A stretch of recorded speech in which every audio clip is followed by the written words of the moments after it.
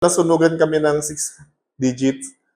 Bali yun, si Rachel kasi may pagkamatigas yung ulo niya eh. Hindi siya titigil hangga't di niya nakukuha yung gusto niya. Paalam ulit siya na kukuha ulit siya ng account and sabi ko, kailangan mo munang pag-aralan. Bali yun, kakascroll niya dun sa Facebook, nakahanap kami ng isang source na pwede pag-aralan pala yung forex trading. And yun, nakapag-aral na kami, no? And self-study and experience, yun, natutunan natin yung forex trading.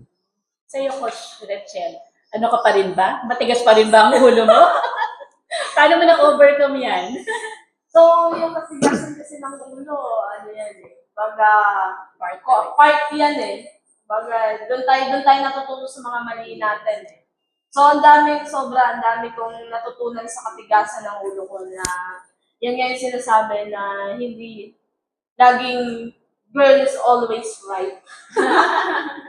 Kasi nasisi na rin eh, na alam mo yung masisisi ka na, kumbaga, pinag-banding na lang natin yung susunod mo.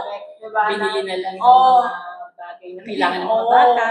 Hindi mo man lang muna pinag-aralan yung pinasok. So yun, sobrang dami kong natutunan na pagsisihan. Natutunan rin, kaya inaral talaga namin din yung forex talaga. Ngayon, sitwasyon ngayon, kailangan talaga na meron kang trading plan kung tawagin. Na nakaplano. Kumbaga parang nung nagsimula kami sa business, pinagplanuhan muna namin paano namin sisimulan. Saan kami kukuha ng capital.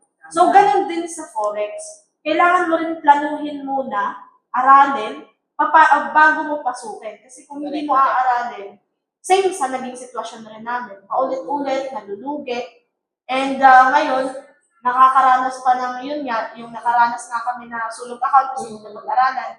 So, same sitwasyon lang din sa forex. Dapat i-ano rin talaga natin na yung forex, parang business din na hinahandle, nagsisimula tayo. Okay, so syempre mapunta naman tayo, syempre naman sa ating community na Pinoy's in Profit. Sa tingin niyo ba makakatulong ang Pinoy's in Profit sa mga nangangarap dyan na kagaya nyo na businessman din and gusto ng additional income? Ano yung maia-advise nyo? Bago ka kasi talaga pumasok sa isang bagay, kailangan mo siya pag-aralan. And syempre, yung pinakamalaga kasi dyan, yung community. Kailangan mo ng tamang guidance, proper mentorship.